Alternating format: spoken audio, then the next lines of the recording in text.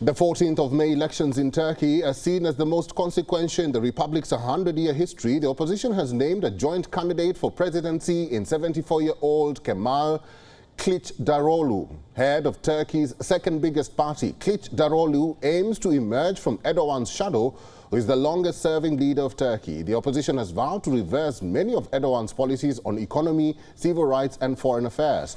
But what are the chances of that happening? Professor Muzaffer Senel is a commentator and lecturer at the Istanbul Kultur University. Professor, welcome to WION. How would you describe Turkey's opposition, Kemal Kilicdaroglu? Is he the right choice to battle with Erdogan for the presidency?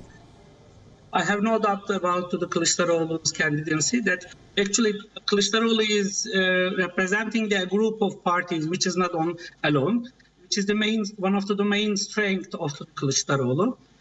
We should underline that it has been supported by the 6+, let's put like that, at least 6 parties that as of now declared that he is the candidate of the presidential election.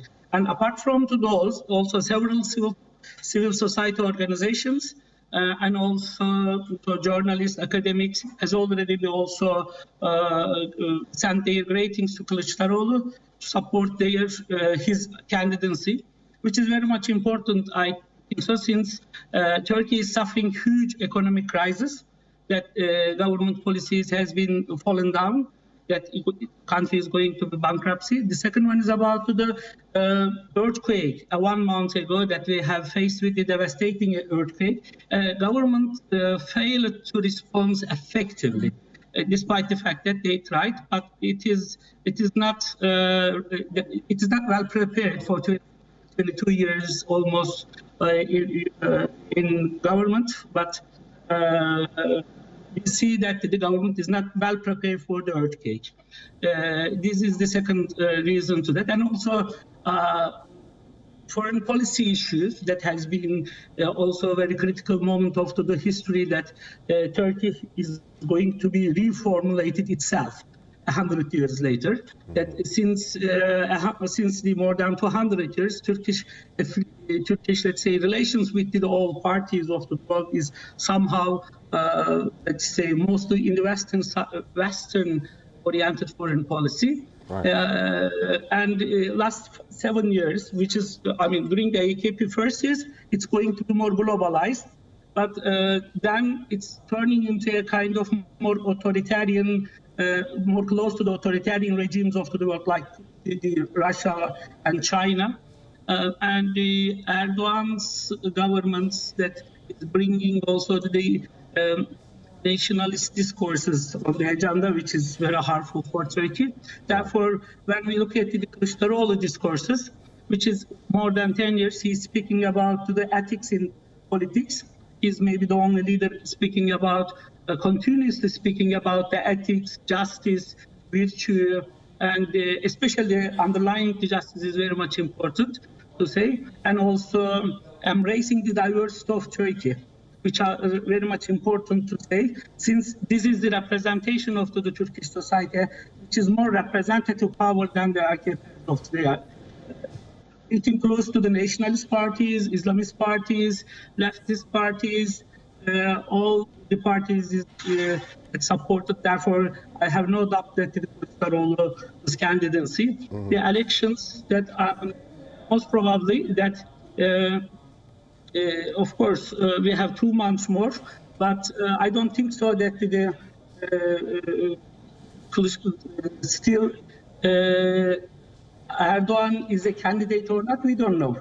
All right. Professor, yes. The opposition has pledged to revoke the powerful executive presidency that Erdogan created and a return to parliamentary democracy, as well as vow to restore the independence of the nation's central bank. What is your take on that? Actually, it is very much important that underlining the announcement of the press release of the 6-party coalition was amazing, to call for democracy, to call for enhanced parliamentarian system, which is since 2006-7 that we are facing with this presidential party presidential system, which is, as we see, that it's a failure rather than a success. There is no success in presidential system. It is just a kind of, let's say, an exceptional case in Turkish history, looks like. But parliamentarism, Turkey has a very long history in parliamentarism since 1870s and so on and so forth. Therefore, which is much important. And the announcement that underline the several issues. One is about independence of the central bank.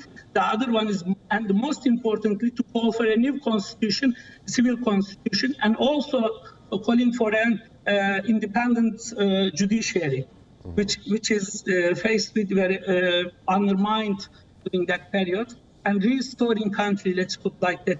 When I read the announcement, the press release of the six-party coalition, sixth party is going to be a more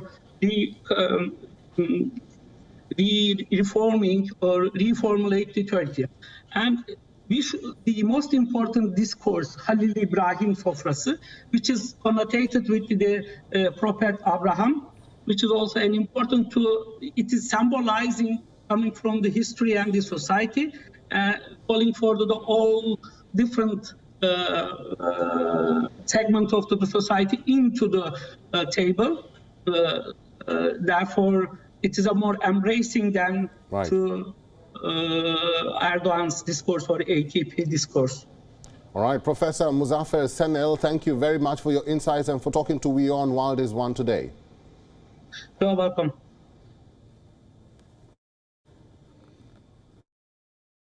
WION is now available in your country. Download the app now and get all the news on the move.